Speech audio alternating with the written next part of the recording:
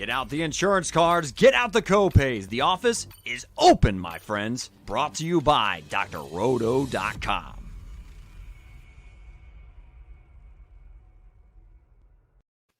Hey everyone, welcome to the Look Back podcast with Sam and Maddie, brought to you by drroto.com. Get your daily prescription of fantasy sports. Maddie, thank you so much for being so patient with me as we couldn't record yesterday because I was at the game. It was so much fun. Trying to hide my FOMO. Oh my God. It was so crazy. Plus, like, my phone died like 30 minutes into the game because I wasn't planning on going to the game. So it wasn't like, I'm going to do my due diligence, charge the phone so I can take all the pictures and do all the things. No, I literally couldn't use my phone at all. It was ridiculous. So you actually got to experience it and not through Snapchat videos or just videoing. No, I watched the game. I didn't watch the game like this with like my hand here, just like doing the video thing that people do. So it was an amazing experience. I had really great seats thanks to work, and it was awesome. I was right on the 50-yard line, so it was like you can smell the sweat. It was also just, we were talking a little bit about this off air, but it was so loud. It was like I've never experienced anything that loud in my life. It was insanely loud, and it was such a fun energy. Next year, I'm going to SoFi Stadium. Yes, It's happening. Yes. Wow. I'm so excited that you got to experience that. Yeah, me too. It was definitely like, I mean, I know I love football. I've known I love football, but like if I didn't love football before, like, oh my gosh, no one is ever going to be able to beat football in my life. Like number one love of all time. Like that's just the energy, the fandom, just like being surrounded by that was just on a whole other level of intensity because SoFi was such an amazing stadium. Like so good. I have to ask, because I know people are going to think about it. Yeah. What was it like when Buda Baker went down? Did fans really know what was going on? Okay, so no one knew what was going on. What was frustrating for me was I knew that if I had been watching the game at home, I would be able to just jump to the replay on my computer screen and I would be able to see what happened. But they kind of didn't, I don't want to say blacked out the video screens, but it was like everything was just graphics across the board. They weren't replaying it. So everyone was just like, what's going on? What's going on? People that had cell service could like check the video on their phones. And so it was just all this question mark of like, what happened? Like no one knew. And then we saw the cart come out and then we saw the stretcher come from a different angle. So it was like, oh, this is bad. And then of course what happens, and I think one reason why they don't show it on the big jumbo screen is because fans tend to get very passionate when they see someone get hurt. And there was a fight that broke out in the corner that like escalated down like the stairs. And so we're like distracted watching this fight happen, but then also watching this. So yeah, it was silence and just confusion because no one knew. The hit was so quick too. We didn't really understand what happened. I couldn't tell until the replay. Yeah. So I can't even imagine. That makes sense that they wouldn't re-show it. But yeah, wow, that was scary. It was so scary. So, I mean, what was the injury anyways? So he went in for the tackle and him and Cam Akers hit heads. Yeah. What was scary is on the replay, you see his body just goes limp and his arm flies off and Cam gets up, but it was so blatant that his teammate looks down and they were like, we need help. And literally at the same time, you see a Rams player right behind him saying, come out, like we need help. Oh, wow. So you knew immediately like he was gone. And so there was like Cam Akers comes across like right behind him and does this thing. He doesn't know he's hurt. Whatever you want to say about that, he doesn't know he's hurt. He does this thing, but the player that's directly to the right of Cam when that happens is looking down on him like, are you alive? And then the teammate behind Cam Akers that is the Cardinals teammate is like, we need help. And immediately right then the Rams player is like, we need help. Wow. So when you saw the playback, like his lifeless body like flopping over and you see his limbs just doing whatever they want to do, that was scary. But then whenever you see the fear in the teammates' eyes, that was so bad. God, no, that's very scary. I mean, obviously, like everyone clapped when he got taken off, but like, have we heard anything in the news? I mean, I've been obviously. He tweeted out that he said, "I'm doing okay. Thank you for your prayers," or whatever. But he's going through concussion protocol. Still, whenever you knows? see them go limp, or a couple weeks ago, you saw, was it Donald Parham, where he like all of a sudden his arms go stiff and they go straight up. Like Yeah. that's very scary too. So, The and inadvertent limb movements. yeah, What's very up, scary. Albert? Everyone And tuning in, Kyle. joining us. Thanks guys for coming in, hanging out with us. Appreciate it. Will. But yeah, that was definitely a crazy moment in the game. And let's talk more about the game too, and kind of go backwards as we go through the entire wildcard weekend, because there's plenty of fun stuff to cover. There's plenty to dissect going forward into next week. But I think overall the play that I saw and that we all saw from the Rams yesterday, I was surprised by what we saw from the Rams. Having been there and hearing how loud it was, I'm not surprised the Cardinals couldn't do much. They shut the Cardinals down. They the really shut them down. Did not have a chance to do anything, which is wild to me. And me going off saying that Matt Stafford was going to have some picks, he just really proved me wrong. Yeah, no, I totally thought he was going to have at least one. I thought Stafford was going to have at least one pick, but the way that they used Cam Akers too, I mean, that was kind of surprising. I didn't know that they were going to give him that much of a workload right off the bat. Especially coming off that injury. Absolutely. Wow. And that was for him really to impressive. perform that way, that's that was impressive. He had amazing burst. His quickness was insane. He was cutting across the field. Like he was everywhere. And that was really cool too, to see, obviously coming off that injury, that he could be so dynamic right off the bat. That was really exciting to see. I think it was Michael Florio who said, is it just me or is he coming back faster? Or maybe he retweeted it. But I felt the same way. No, I agree. He looked like he was faster. He did look a lot faster. And he's but he did not have that type of game. My dog's trying to eat my food. Yes. We hear you, Heat. We know that he played last week, but still, like that level, I don't know that we were all expecting that level of craziness. It was such an intense level of play. I mean, he had 55 yards. He looked great. But he was so explosive. Super explosive. I mean, he was used in the passing game as well. He had 40 yards there. So just how dynamically they used him, I think that was really exciting to me too. Absolutely. I don't know what happened with the Cardinals. No, I really don't. Either. They were shut down on both sides of the ball. Definitely. Heat joining us saying the only thing that held him back, that was the 3 penalties and a touchdown that Michelle got. I mean, yeah, but they shut down Cooper Kupp, essentially. The man squeaked in with 1 touchdown. But they had him double teamed the whole time. They did. And I think what we saw was the answer to what happens when you shut down Cooper Kupp, and that's literally everyone else getting the targets. And obviously Odell Beckham had the first touchdown of the game. Tyler Higbee had some really big catches, some really good after the play yards that he got. Everyone else was stepping up very equally across the board. And that's something that we should hopefully expect to see in the next game as well, is like, if you're going to shut down one weapon, everyone else is going to have to step up, and they all can step up. I think that's kind of the underlying thing. Whereas when you look at the Cardinals, obviously with Hopkins out, it's just really choked what the rest of the offense is capable of. I mean, obviously people are saying, Zach Ertz is going to have a big game. Christian Kirk is going to be the one, but no one had that big game that could really fill those shoes. And that's what really, I think, was the thorn in their side.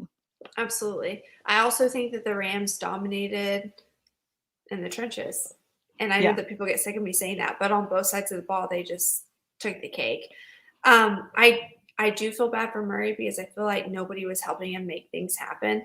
I think that who was that, Albert, who said that the Cardinals miss Hopkins? I agree. I think that was a major turning point. I think when JJ Watt went out, that was a major turning point. And I know he was on the field, but you could tell that he wasn't 100%, and nor should he have been. He shouldn't have been on the field. No. The man just had reconstructive surgery. Has a whole new shoulder. Should not have been out there. Like, I appreciate that team aspect of someone like JJ Watt that wants to be there for the team, wants to be there present on the field, maybe play a couple downs, but ultimately he's not gonna be able to make the difference in the game that he would if he was at full health. And so it just definitely felt like everyone was kind of missing a step in order to have an answer to all of the problems that the Rams were giving the Cardinals on both sides of the ball. I agree. I also feel like the Rams came in and they just disrupted the Cardinals' tempo. Yeah. I think we've finally reached a point to where the Rams know how to utilize all of their defensive players at once. Yep. And I think that we're going to see a lot of this going into next week's game. I think that they're going to target the right side of the line. Yep. And I think that they're going to bunch up like they did, like what we saw with the Cardinals. Yeah, no, I definitely agree. And we had a defensive touchdown. I'm sure that you were super excited about that one. Yes. Lots of questions on if that was a thick six or not. And I feel Whether like it counts. I think it counts. Yeah, it counts. I definitely think it counts. As long as you were a big man scoring touchdown. I feel like if you're defensive lineman, it counts. That definitely counts. I mean, you have to be of a certain size to be a defensive lineman, so I think that qualifies. Right. But yeah, no, that was a really fun touchdown to watch too. Because at the game too, I was like, "Oh, Maddie's gonna be super excited." So that was really fun too. I love the big man touchdowns. Give me a thick six at any point, any day. Let's go. And it gets the people going. Yes, and now my phone blows up. My friends know. They're like, "Your phone's going crazy." I just sit back and watch it happen. I love it. So much fun. So freaking good. I love it. Any other takeaways from this one before you know that the Rams are going to take on the Bucs this week? Bucs. No, I think that's my predictions going into. I think that they are going to target the right side of the Bucs line, which is obviously their weakness right now. I think that if Stafford comes out playing like he did this past week, the Bucs are going to be in a little bit more trouble than what people think. I think it's going to be a heavy play action under center game because we know that that's how you're able to stop the Rams. If you can get Brady to go play action under center, the Rams are going to jump on every single thing immediately, and Brady's going to be able to capitalize on that. Yeah, I love this question, Will Jenkins. Is TJ Watt big enough to qualify for a thick six? You know what? The Watts are just different, and I have a special place in my heart, so I feel like they qualify. Yep. If a Watt brother scores a touchdown, we're going to give it to him. They get a thick six. 100%. Yes, I agree with that. Heat saying, Ramsey gets Evans. Who cares about the rest? The thing with this game coming up, though, that I have to think about is it is Tom Brady. And anytime you kind of dismiss Brady in any sense, it's going to come back and bite you. So I'm not discounting that the Bucs don't have the weapons right now, given all their injuries anyways, that they can still put forth a really strong offensive front and get the job done. I'm not going to question that whatsoever. My thought is if the Rams can have as balanced a game as they had in this one on both sides of the ball, if Stafford keeps from making mistakes, no interceptions, we keep it clean, I think the Rams are going to have the best opportunity to win if they can repeat this output. I think that they'll have the best chance. Absolutely, because what's going to have to happen is on the defensive side of the ball, the Bucs are going to have to choose: are we going to stop the run, or are we going to shut down Cooper Kupp? Yeah. That's what it's going to come down to. They can't do both. They don't have the personnel to do both. No, certainly not in the backfield. If Stafford can stay consistent, if he can stay accurate, it's going to be a problem for the Bucs. And like I said, I think that defense can be a huge problem. We already have a questionable status on the right side of the line. And even if that right tackle can come out and play, he's not going to be 100% healthy, which is going to be a problem. He's going to be slower, and that's going to be a major weakness that we're going to watch the Rams just take advantage of. Yeah, I definitely think that they're going to, if they don't right off the bat, first quarter, come in hard, both sides of the ball, then absolutely they're going to lose they're going to lose the game. They have to be consistent and come out strong in that first quarter.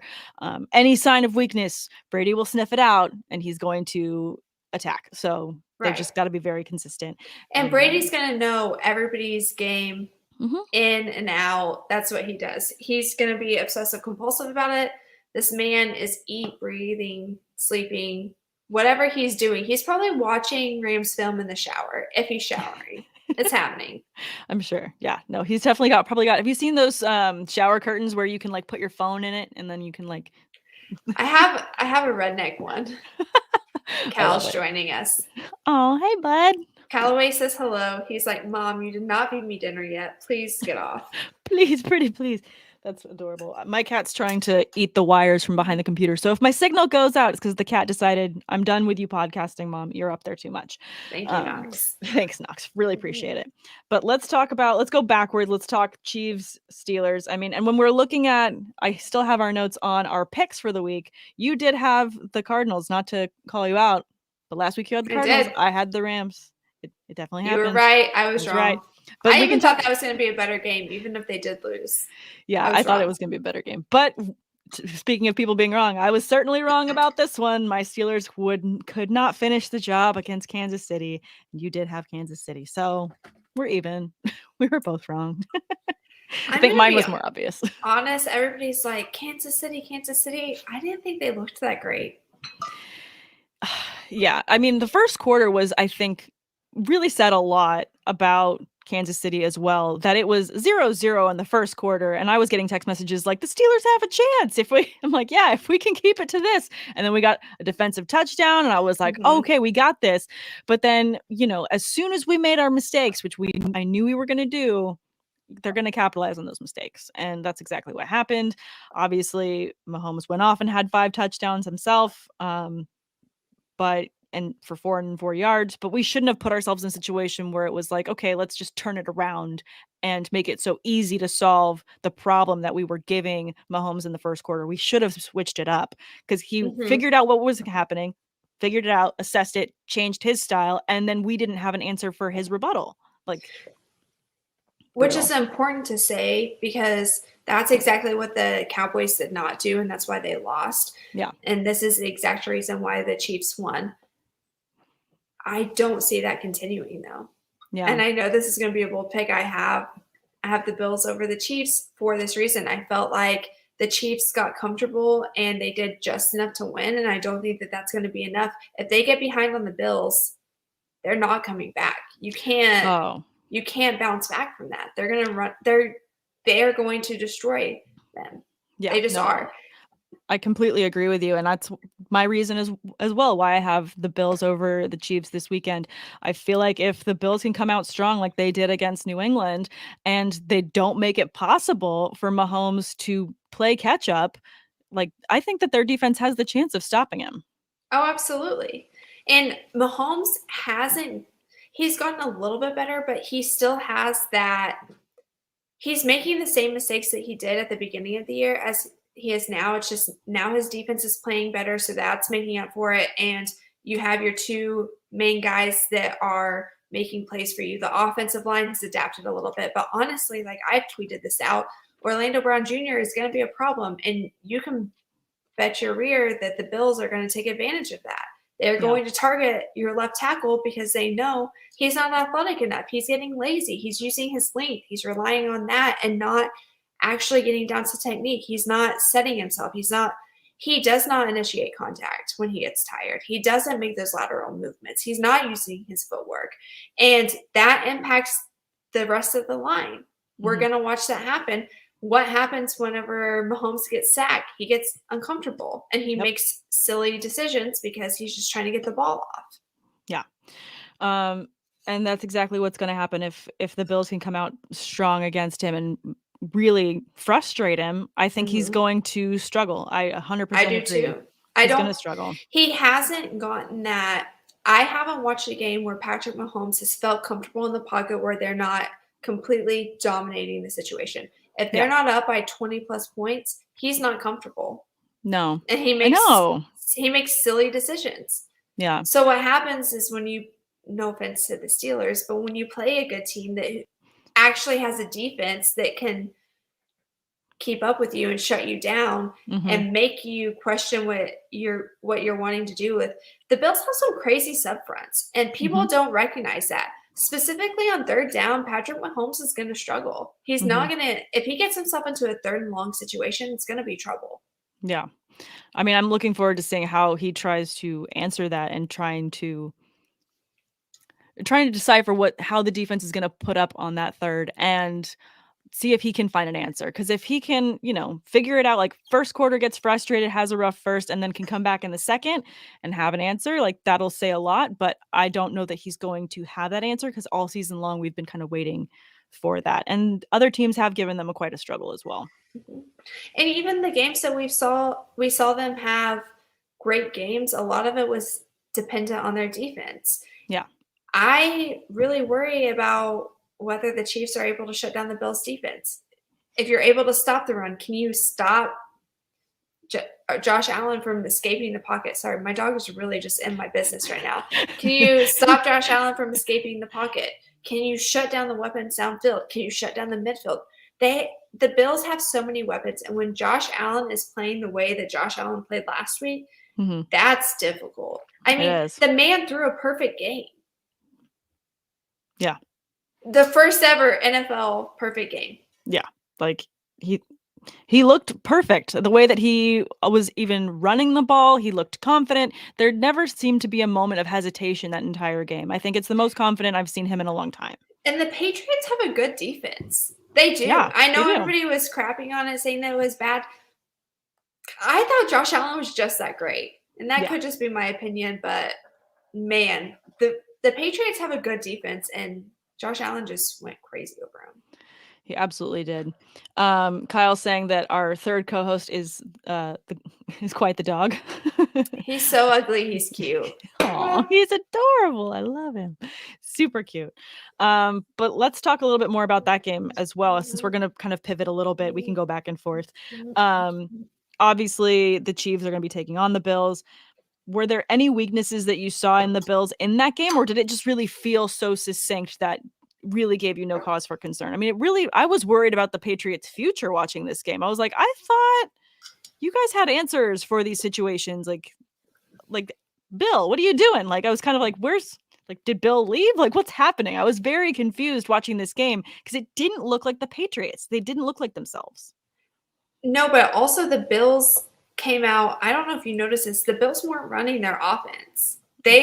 From what I film studied before going into this game, they weren't giving us everything that they gave us. And honestly, like I watch football from the offensive line back, right? So I can usually tell what's going to happen based off of what's happening on the offensive line, and then I watch it from there. A couple of the times, I think Josh Allen was just doing Josh Allen things because it did not make sense. The way that the blocks were headed, what his coverage was, what the defense was giving them, made zero sense what Josh Allen was doing, but it worked. And so I was like, okay, he's doing his own thing, which is what Patrick Mahomes used to do, except Patrick Mahomes doesn't complete it all the time. Here's the difference. I think Patrick Mahomes puts too much pressure on himself to where he makes bad decisions. I think he overthinks it. Whereas Josh Allen, it's just instinctively does it. And I also feel like Josh Allen is better at escaping the pocket. Patrick Mahomes is scared of getting hurt. I don't think Josh Allen is. Yeah. But no, my notes from the game, literally, I said, super impressed with Spencer Brown. He initiates contact and just dominates on the front and the second level. Those were my notes from the game. I mean, the rest of it was just Josh Allen is insane. And Tommy Doyle, can we give it up for the man? Wow. You know we love a thick six. You know we love it. And I get so excited when teams run these plays. The Chiefs also did. I forgot to mention that. Yeah, they did. Nick Allegretti, which honestly, he threw out an insane block. He was my number one thick six of the week because I'm not talking about like a block. He literally rotated the guy, threw him down, and then went and caught the ball. Yes, that was like completely completed his assignment before he wasn't eligible. Understood the assignment, like more than understood the assignment and completed. It was beautiful. It was beautiful. I mean, I was watching it and I was like, let's go. You watched it multiple times? It was sexy. Yes. It was a good hit. It was a good hit and play. He knew he was getting the ball, or he at least had the opportunity to. He did not have to put that much effort, but he knew the camera was going to be back on him. So he put that man into the ground and then turned around and went and caught the ball. Yeah. I mean, was an ultimate finishing move. Like, you go, Nick. Just, all the I hope we see another one next week with these two facing off. I hope somebody gives us I need it to be Spencer Brown, because Spencer Brown is the one that went up to one of the fans and took a beer and just chugged it, and then he got Bud Light sent him all that stuff. He got fined from the NFL, Crazy amount of money, and he said it was worth it. But I know for a fact that if they get Spencer Brown the ball in the end zone, he's chugging a beer. And then he's probably going to celebrate at Chili's because that man loves the 2 for $20 deal or whatever it is. He loves Chili's. I love that. Who doesn't love them some Chili's? I love the 2 for $20 deal. Mm-hmm. It's a good time. I agree. Yeah, that was absolutely insane. I think I'm just disappointed in the Patriots. And I mean, obviously, looking at that performance in that game and all the work, knowing what they need to do next year to make it back to the playoffs and to go further in the playoffs, feels like there's a lot of off-season work they got to do. There is a lot of off-season work. Kyle, I think that this started, maybe it was the Super Bowl loss. I think that it's more of he didn't trust his offensive line going into the season. He also wasn't comfortable with the type of offense that they needed to run. So the Chiefs are a heavy RPO offense, which is great for an offensive line that isn't cohesive yet because it gives them a little bit extra time if the quarterback knows how to read the defense and actually go. The issue is the Chiefs don't run a lot of actual run plays, or they didn't. So their offense was built to be a run blocking offense. So great with RPOs, except everybody knows that the Chiefs are not running the ball. Patrick Mahomes took on that superhero complex where he thought that he had to get the ball fast. He didn't trust his offensive linemen, so he would try to leave the pocket, but then he was making bad decisions. And every offensive lineman will tell you it is the worst thing to have to defend a quarterback who, one, holds onto the ball too long, or two, escapes the pocket where you can't defend them, and then you're having to then get position on somebody going lateral. It just it doesn't make sense, right? No. So I think a lot of that was he just had to trust his new teammates. He had to build that chemistry, that connection. They had to learn how to play towards his strengths. But a lot of this came down to Patrick Mahomes and the play calling also. We saw that develop a lot. Yeah. Finally, the Chiefs have incorporated more of a run game there. No, I mean, if they hadn't, I don't think that they would have been able to – they wouldn't be in the position that they're in now, putting up the numbers they are in now, if they hadn't reactivated that very desperate need for a run game. And I mean, also, like, Jerick McKinnon, like, who thought really, like – that's the whole time I'm like, really, Jerick McKinnon? We're doing this? Okay, sure, yeah, fine. But that was kind of like a little slap in the face as a Steelers fan. I'm like, really? You're doing it with this guy? Like, okay, fine. Like, brutal. Do we have to? Do we have to? Yeah. Ouch. Like, no. Ouch. Singe. I also feel like Patrick Mahomes hasn't changed. He hasn't adapted as much as what you would have hoped, right? Yeah. He's still making the same mistakes. It's just masked because now the defense is playing a little bit better, and his team has adapted around him. That's the reason why I'm choosing the Bills over the Chiefs this week. Yeah. I mean, and that's all the same reason why I'm choosing the Bills over the Chiefs as well. I mean, it's just the level of play on both sides of the ball that the Bills are delivering so consistently over 4 quarters, because you can't win a game in 1 quarter. You have to win in overall 4 quarters. I mean, I just feel like they're playing at the level that they need to in order to beat Kansas City. And I'm very confident that they'll be able to throw Patrick Mahomes off his game early and make it so that he's having to try to find the answer versus, just trying to extend the lead. Like you said, he's more comfortable there. Mm-hmm. I also think the Chiefs are going to come into this way too cocky. Yeah. I really do. I think that they're going to expect the Bills to choke. When you look at it, as far as I look at things from an offensive line standpoint, they should dominate, but I don't think that they will. Yeah. I don't think they're going to give themselves a chance. But even just Kelsey throwing that touchdown, you could tell that they think this is a joke. Yeah. They really did. The game against the Steelers, they thought was a joke. I think that they think they're going to be able to walk in and just dominate this next week. And I hope the Bills give it to them. I do too. Okay. I want this to be a really good match. I want this to be, not only am I definitely going to bet the over in a game like this, but this is one that I think it's going to be, we're seeing the future of the NFL. We're seeing what the next 10 years of the NFL is going to look like right here. And these are dynasty quarterbacks. Absolutely. These are franchise dynasty. Obviously Ben just retired, having spent 18 seasons with the Steelers. We're seeing the beginning of that for all of these, for these 2 quarterbacks as well. This is the beginning of what we'll look back on, a legacy. So living through these legacy games, that's going to be the exciting part for me. And I can't wait to see just how much of a fight the Bills give the Chiefs. I really feel like they're ready for it this year. Yeah. RIP to all the tables in the United States. RIP to all the tables, they're all especially gone. Yeah, they're all going to be gone. Let's talk about the Cowboys and the Niners as the Niners are about to head against the Packers. And obviously there was that call and all the back and forth, and we can talk about that a little bit as well, but it really didn't feel like the Cowboys, it was so late for them to come back and try and win this. Like, they really played that fourth quarter the way they played in those last couple minutes should have been played so much earlier to not put themselves in this situation. It felt very late to the party, in my opinion. This is what we've seen from the Cowboys all year long. And I picked the Cowboys, and everybody knows I picked them with reservations because of that. Mm-hmm. I have my own opinions. I feel like this was a game management problem. Time and time again, if you even just looked at this game, you saw that the Cowboys had no idea what's going on. Not one of them. The penalties, not being aware of how much time was on the clock, not being aware of the rules that the ref has to touch the ball. I mean, my 12-year-old little sister knows that rule.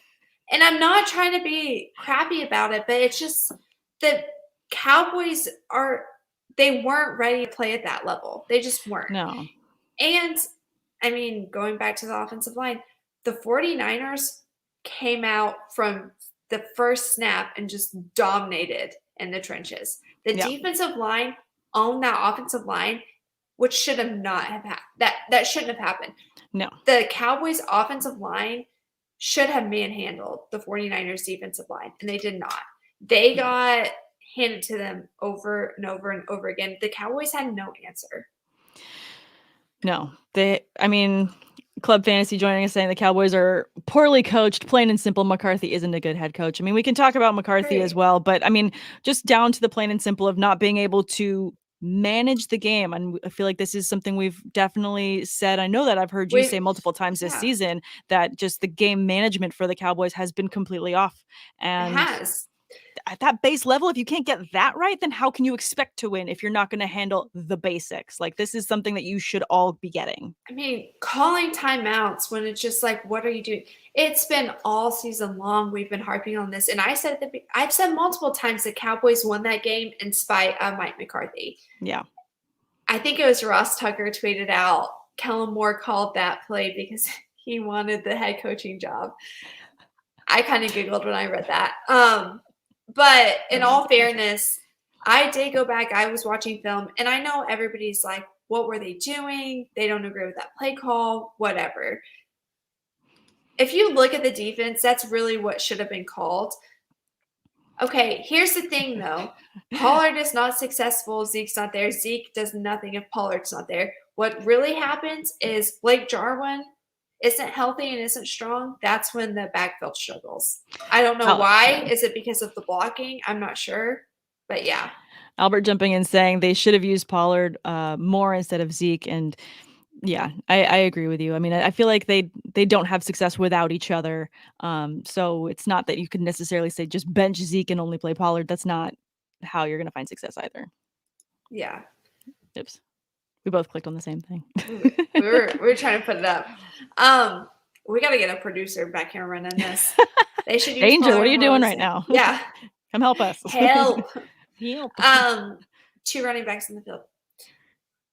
Yeah, but at the same time, when I'm watching this, there were multiple plays that they could have been successful even with one running back. Yeah. They didn't execute well. But no, this comes down to basic execution. This comes down to doing the basics right, and they didn't take care of business on that end, and that's why they couldn't get the win in this one. But I mean, what we saw from the Niners, does that give you hope that they have a chance against the Packers? Not. I feel like the Niners played terrible too.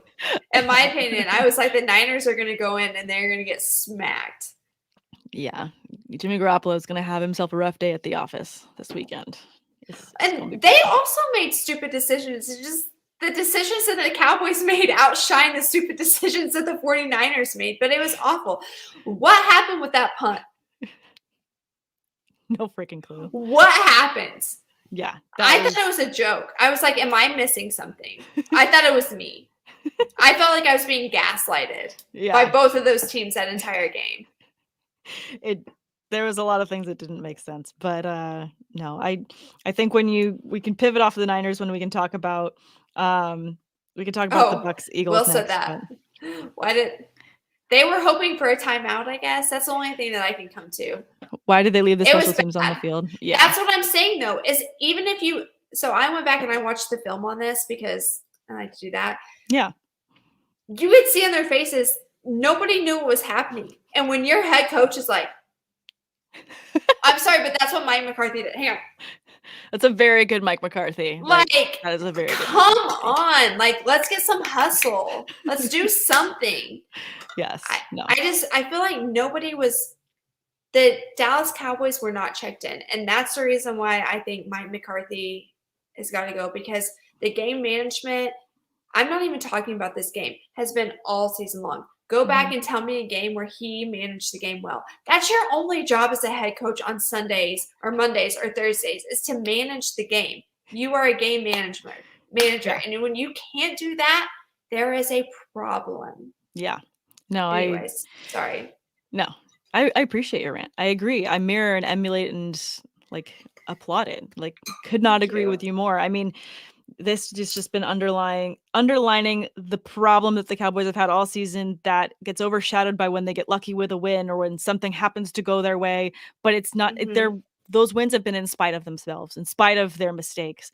Right. And, as a result, obviously they're not going to continue on in the playoffs, and there's going to have to be a lot of things addressed this off season.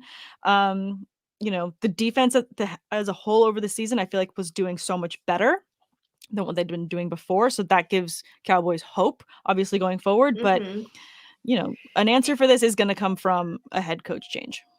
It is. And you can crap on Dak. You can do whatever you want. But Dak got super paid. Dak's not going anywhere. I think that the head coach is absolutely where it starts. Mm-hmm. You got to get somebody in there that is going to put emphasis on what needs to happen. You could tell that they lost because they didn't have any direction. They didn't have a purpose, right? Yeah. So they were out there just playing. Mm-hmm. Nobody knew what the end goal was. Nobody knew what the game plan was. You could tell that they didn't have a game plan going into this. You watch Brady play, and you can tell exactly what he has instilled in everybody. This is what we're going to do. This is our attack.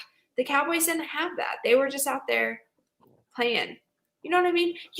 When you guys go play laser tag or whatever, and the teams that are back there, and they're like, all right, you're going to go low. I'm going to take right. You're going to take left. I'm going to shoot down the middle. You're going to be a distraction, come across.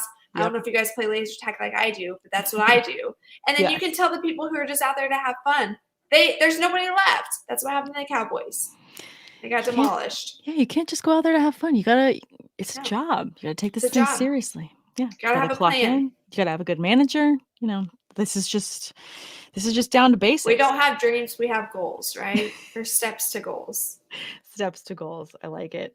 I want to talk about, because obviously, the Bengals, Raiders, and the Bucks, Eagles, you can kind of lump into similar formats in terms of what we got out of them, out of those games in particular. I want to look forward to, taking what we saw that the Bengals did this weekend, which Joe Burrow looked amazing. I mean, I know that I'm a Steelers fan, but oh man, am I ready to watch this guy's career. He is just a legend that's not even in the making. He's arrived as a legend and he's ready to go. And it's just exciting to watch.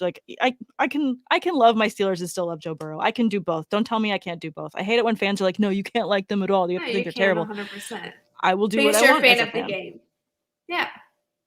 Football fan first. Let's go. Football fan first. I love this game, and it is amazing. I cannot wait to see what Burrow does against the Titans this weekend. I think the Titans having Derrick Henry back makes them much more formidable. Obviously, he is a wrecking ball at the position.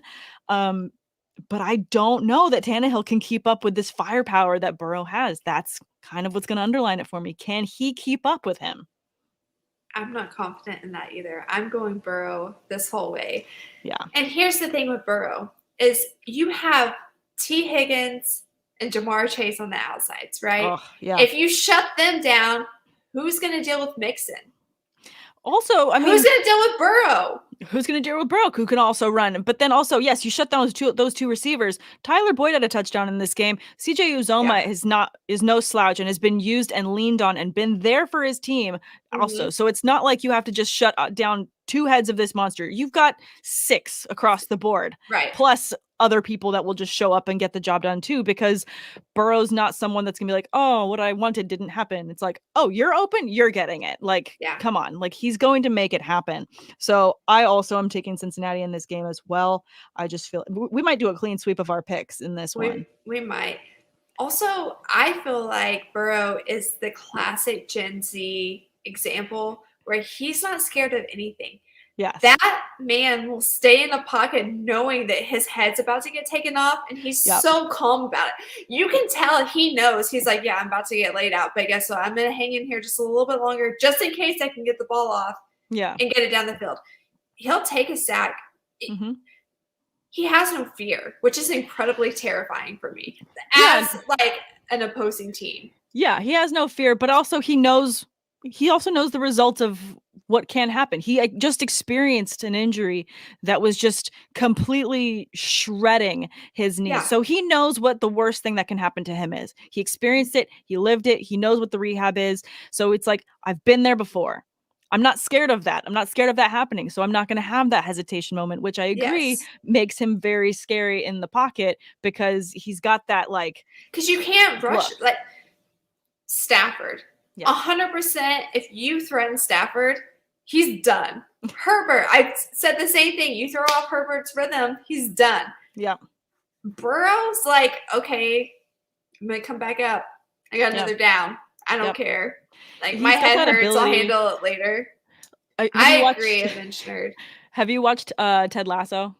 I love Ted Lasso. So he's got the goldfish mindset where he's not letting it sit on. He's not letting it sit on him. He's letting it brush off and just going to the next move. He's got the Ted Lasso game going on, and that's why he's going to win this one. Which is, I mean, any good defensive coach will tell you that the best defensive tactic that you can have is getting in someone's head. Yep. Absolutely. And seeing that he's unshakable on that, and he's been consistently unshakable on that all season. This is not a new thing. This has been Burrow all year long, where even when they've lost, his face doesn't change. He's got this very good confidence going into it that it's like, no, I'm going to get the job done. I'll make my adjustments. I'm not going to let it fluster me and not let anyone else see that as well. Yeah, Jeremy, I agree. Burrow with the swag factor. I mean, and thank you. I do love my Ted Lasso, saying love the Ted Lasso reference. Love me some Ted Lasso. Love you, Jeremy. Let's get it. Everybody loves Ted Lasso. If you haven't seen Ted Lasso, you're under a rock. Yeah, like, let's go. Watch it. It's so good. Honestly, like, not to be dramatic, but I feel like Ted Lasso is a series, just the writing and the everything, the entire show, I feel like it's changed my life and my outlook on things differently. It has. It's a feel-good show. It's a good feel-good show. It's motivational. You So know what's motivational. Funny? My dental office has like a Ted Lasso theme right now. I love it. Above where we all go in, so we have like a break room, and then we go out into like the back, and it has the believe sign. Like, it's yellow, it's hand painted. My boss made it. Ooh, it was like too expressive there. You were excited. You were Ted Lasso. I got really excited. But my boss made it, and it's just such a feel good reminder. So if you haven't seen Ted Lasso, you got to watch it. Yes, it's a fantastic show. Definitely get on it. Let's make one last pick before we sign off for the evening. Rams Bucks going into this one. Obviously, the way that the Rams played this week, if they can be consistent, like we said earlier, if they can take this energy, do that against the Bucks, they'll have a good chance. Again, the Bucks are dealing with multiple injuries on their front. They're going to be without Godwin. Obviously, Antonio Brown's no longer there. So it's going to kind of fall to Mike Evans. Gronk is going to obviously pick up a lot of his playoff Gronkness. I fully expect to see at least one Gronk touchdown in this game. But are they going to be able to keep up with the Rams defense, having just played such an amazing game that they did? If the Rams, so here's the thing. I feel like the Rams defense have figured out their identity, right? We talked about the Cowboys not having an identity. I feel like the Rams have figured out what to do with Von Miller and Aaron Donald. I feel like they figured out that way. I think that we're going to see, I've already mentioned this, I think we're going to see them bunch up on the right side where right tackle's already an issue.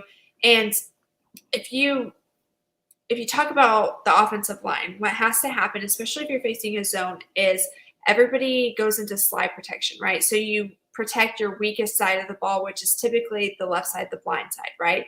So your slide protection moves over and your left guard helps your left tackle. That forces your right guard and your right tackle to go one-on-one. If you have Aaron Donald and Von Miller on your right guard and right tackle, I can name so many good offensive linemen, and I would not put my money on any of them to be able to 100% shut down those two defensive players. So I think that it's going to be an issue.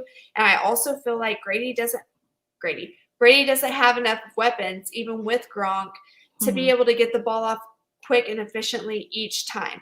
Yeah. Is he going to be able to do that? Yes. Play action is going to be great. Is he going to be able to do it every time? No. And I think the Bucs are very limited. So if Stafford can come out and play the same way that he did last week, this week, I think that the Rams have a great shot. I really do. Yeah, no, I agree. I think I had a lot more doubts before this Monday night game about the Rams going through the playoffs. I had so many more, but seeing the way that they adjusted, seeing the consistency across all four quarters gave me much more hope for a playoff version of Rams that I think we're all excited to see. And as long as Stafford doesn't have an interception in this game, I think the Rams take it. So I'm going to put both of us down for the Rams. Then we made a clean sweep. All our picks, we match up. We did. And it's just everybody knows the Bucs secondary's been terrible all season. They finally started to progress a little bit. They're not going to be able to shut down Kupp 100%. No. And if they are, they're not going to be able to shut down the run. And the Rams have proven that they can do whatever they want to do. You know what I mean? Yeah. Will Jenkins, we really appreciate you. Will saying Maddie and Sam is greater than Peyton and Eli. Thank you so much. That means a lot. I appreciate that. Yeah. I appreciate that. I still watch the Manning brothers because they're fun. They're fun. They're definitely it's a good broadcast. That's what I was watching last night. That was the one thing that I missed out on having been at the game was I didn't get to watch the Manning cast. And I did get to see that The Rock was on. Was he a good guest? Did he fill all the blanks? Was it like everything you'd hope for? No. Okay. So I think was it disappointing? It was, but I think that this might be a me thing because I was obsessed with Ballers on HBO Max, if anybody's seen that. Yeah. And we get this like Spencer, just strong three-piece suit guy who comes out, he's cocky. And it was none of that. He was promoting his tequila, which, I mean, shameless plug at you, I agree. But it was just constant. He just did that, like, nervous giggle, where you're, like, afraid to say anything. And you're just like, and you're waiting for somebody to lead you. I've been there. I've been that person, so I can recognize it now. Yeah. I just expected more. Yeah, I would definitely, with his presence and the way that he presents himself, also just on other interview shows, he doesn't, I think maybe he also just needs that someone else to bounce off of, because some of my favorite things to watch are whenever he does an interview with Kevin Hart and the 1-2 punch of them back and forth. Yes. I think he maybe needs that other guy to bounce things off of right now, which is kind of sad. It's like The Rock, like, you're good on your own. What are you doing, dude? Like, we are all still here to watch you. You don't need to have that. But that's so disappointing to hear that it was. And I think that it's that tricky situation, right? So The Rock does know a little bit about football, and he portrays all these football characters on TV. I mean, you get. Yeah, Terramana is amazing. He can promote it all the time. Yeah, it's good. I had it. I need to try it. Okay, just my personal opinion on tequilas, and I know that everyone's got their own tequila opinion. I like Casamigos better. I like the Clooney tequila better. I can't say that I like one better. I'm gonna try it. I'm a big tequila person. Try it. I have my favorite tequila that I drink all the time, and it's like once you like one thing, you kind of stick with it. But I'm gonna venture out and I'm gonna try it. I did try 818, and it's actually pretty good. Really? I really don't want to like that one because I think it's the most unimaginative packaging and label name ever, because they live in the 818. So it's like, to me, like, obviously, like, I do that drive all the time. I'm passing through Calabasas all the time. So to me, I'm just like, really? And you pick the most boring generic bottle when your sister, Kylie, spends as much money as she does on packaging. Maybe it's the graphic designer in me. I'm just super underwhelmed by that bottle. I think that's what I like, though, is that she could have gone over the top and she's just simple on her. I don't know. To me, that came across as lazy. Lazy? That came across as lazy. Teach their own. I felt like it was good, but I also really enjoy tequila. Like, I drink tequila straight. I don't like it cold. I like warm tequila, and I just down it. Love with it. protecting the Packers. Yeah, we missed one team that we needed to project, or no, we did, but we brushed over it quickly because we think that the Niners are going to get absolutely spanked by the Packers. Kyle, we're both picking the Packers in this one. Mm-hmm. Hashtag spoiler alert, but we both think that the Niners are not going to be able to keep up No. with Aaron Rodgers, with Deebo all Samuel that. cannot carry this team on his No, back. like you can get you past this my round. back hurts for him right now. Yes, my knees hurt for him at this point. My God, no, like that's a lot to ask of Deebo Samuel to carry this team, and as a result, like next season, I feel like the Niners we're going to be seeing Trey Lance begin his domination because I don't think that a team like helmed by Jimmy Garoppolo can make it past the first round of the playoffs. I just don't think it's going to happen. And you need that X factor, and you don't have that. You can have that with a fun player like Deebo. You can have that with a big guy like George Kittle. But if you don't have the X factor to be able to really change the way that those players are used throughout the game and step it up on all sides, I just don't think it's going to happen. I'm putting this up there for you. Yeah. Jimmy G, Albert, don't you put that evil on me. Albert saying that Jimmy G is going to go to the Steelers. Please, God, no. I want Tomlin to get a young quarterback that he can mold because I feel like we have not seen that out of him, and I think that it could be dangerous. Oh. Yes. I honestly, you know who I think would be good? Who? You're going to laugh at me. It would never happen because, Ravens-Steelers rivalry. Tyler Huntley, please. I feel like Huntley would do some insane things. I would be so bleeping excited if we got Tyler Huntley, but it wouldn't happen. It wouldn't happen. But I'm telling you, even the Ravens offensive line that he stood behind did not look good. I think that he could step into Pittsburgh right now and be decently successful. I really do. And I think that Tomlin would have his whole little approach. I think he would vibe. I think the chemistry would be there. You have Claypool. I think Juju would stick around and just go off for him. Oh, I do. It would be a perfect fit. Here's the thing with Juju that I think a lot of people forget. Juju makes so much money off of TikTok and everything else that he does. He is his own brand. The Juju brand breaks in enough money that if he wants a ring, he's going to get paid less to be wherever it's going to take to get that ring. But also, he loves the fan base and Steelers, so he doesn't want to go. I think unless they trade him, he's going to continue to sign for less because he just wants to be there and loves the atmosphere. It also cracks me up where they're like, Juju here, Juju there. And I'm like, name another head coach that would tolerate him doing TikToks in the middle of a field. Mike Tomlin's the only one who's just like, he also plays well. It's TikTok. It's fine. All of the Antonio Brown doing, taking the jersey off and all the craziness, all of this just underlines the fact that, Mike Tomlin is a very underrated coach in the essence of what he tolerates from his players and what he gets out of his players. That equivalent of there's a difference between putting up with and what you can get out of that.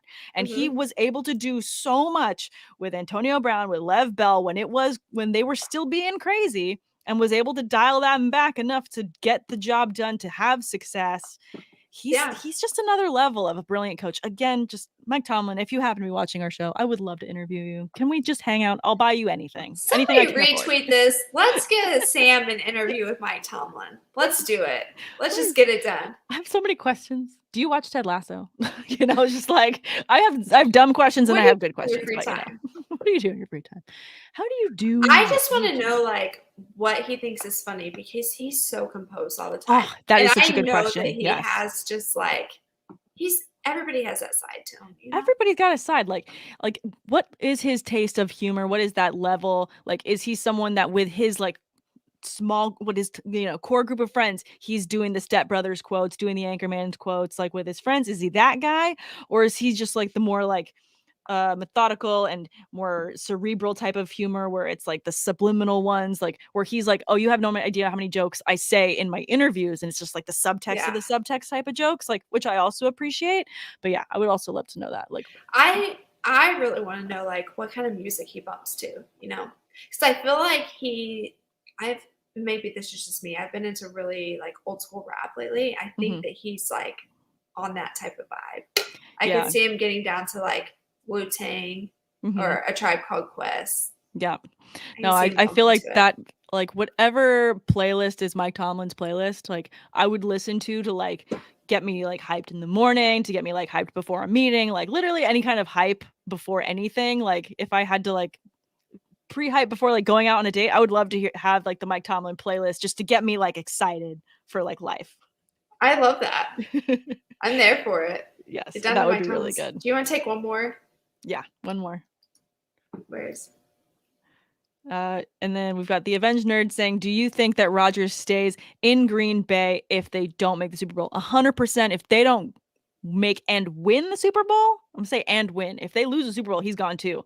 He is out of Green Bay. Like 100%, I believe he's not going to be there anymore. And my top place for him, I think for a lot of people is, I think Denver is going to be where he lands. Denver is like preset the table, pre-signed the receivers that he would need. They're ready for him. They're just looking at the clock, tearing pages away off that calendar, waiting for the day that they can make that offer. And Aaron Rodgers is going to do the Tom Brady thing, the LeBron James thing, where you make the call, hey, I'm going here. This is the move. 100%. Yep. And people will do that. They want the ring. Mm-hmm. We're going to start seeing more of this happen. The way the NFL is structured, it's not a players' league. It's just not. It's a business. It's ran by the suits. Yep. But slowly, these superstars, Tom Brady, Aaron Rodgers, they are turning things around. We're going to watch it happen with Russell Wilson. Russ is going to end up leaving, and he's going to do the same thing. He's going to call and say, hey, I'm going here. Let's do it. Let's make it happen. And it's the exact same thing that we all, as NBA fans, got upset about with LeBron doing, saying, hey, Dwayne Wade, let's go. Yeah. Where you take all these superstars and you go make your own team. That's what we're going to start watching happening in the NFL, because people want to they want that ring. Yeah. When you hear any player being introduced, 100% of the time, even if they never played a down in a Super Bowl, they're introduced as Super Bowl champion. So people want that. It's like when you get the Oscar nomination, you know, it didn't have to be win it. Oscar nominated, like before your name. That's what happens to all these actors and actresses as well. Like as soon as you get the nod, like that goes on the list. That's forever. Like, and they deserve legends it. Never die. And they do. They've heard. It's so hard to win in the NFL. It is, yes. And I know people don't agree with that, but it truly is so difficult to go out and win a game in the NFL. To win a Super Bowl, you're world champions. That's truly something to be proud of. Definitely. And to, just underline the answer to that question, I fully believe that unless Aaron Rodgers wins the Super Bowl with the Packers, I do not see him going back to the Packers. Yeah. And that's also to say, like, I'm also like not 100% that if he even wins the Super Bowl that he's like still staying. I feel like that would just be like, here is a gift. I am moving on. Like, you are welcome for my presence. I'm going. Like, I think if he wins a Super Bowl, he's done. Yeah, I could see that too. Him just retiring. Aaron Rodgers is petty. I'm sorry. We learned that from watching The Bachelor, right? Aaron Rodgers doesn't talk to his own family. His fiance went on and publicly said, I don't really know what he does. He throws balls for a living. She's publicly said, I would like it if he stepped away and never messed with it again. She wants him to be there full time. Yeah. Obviously, once you get to a certain stage in your life, you want to start settling down. I think he's there. I think that this is the one thing that he wants to get done before he goes. So if he wins the Super Bowl, that's the end of Aaron Rodgers. We might see him on Jeopardy. Maybe something else. I can see him hosting a show. He'll move into something, but he'll move into something entertainment for sure. And it's not going to be a broadcaster. We're not going to see him do the Drew Brees thing. No, I don't think he has the patience for it. I think he's like, once he's done talking about it, he wants to talk about other stuff. You can tell even in interviews, like post game, he's like, I'm done with these questions. Like, I'm just done with this. Like, so I agree. I could also see if he won the Super Bowl, see him running for office. I can truly see him trying to be like a governor or something next. Oh my God. Don't put that in my state, because I know it'll end up being in California. Oh yeah. You guys vote anybody in. I know. We're just here to party and have fun. Like, crying out loud. Like, it'll happen. I can't say anything. It is what it is. It is what it is. All right, last one, and then we'll sign off. This one from Jeremy. He wants to know, how many thick sixes will we get this weekend? I guess the question is, how many will we get versus how many do you want? I want them all. I want them all. I want one each game minimum. But I think we're going to have at least one. I do. I mean, we had quite a few this weekend too, so I would venture to guess at least two. At least two thick sixes. Like this is gonna be all of these games, though we've picked very evenly across the board. All of these games are must watches. They're going to be really intense. So I don't think that, knock on wood, I hope there isn't. I don't think there's going to be a blowout necessarily in any of them. I think there's going to be some very ferocious styles of play in each of these matchups. So I could see there being Green Bay has blowout potential. It has the potential, yes, but I do think that could we see something crazy with Shanahan just trying to make it work? Yeah, I think something crazy could happen just because they're going to be in desperation mode to make it happen. But I think maybe at least two. Love it.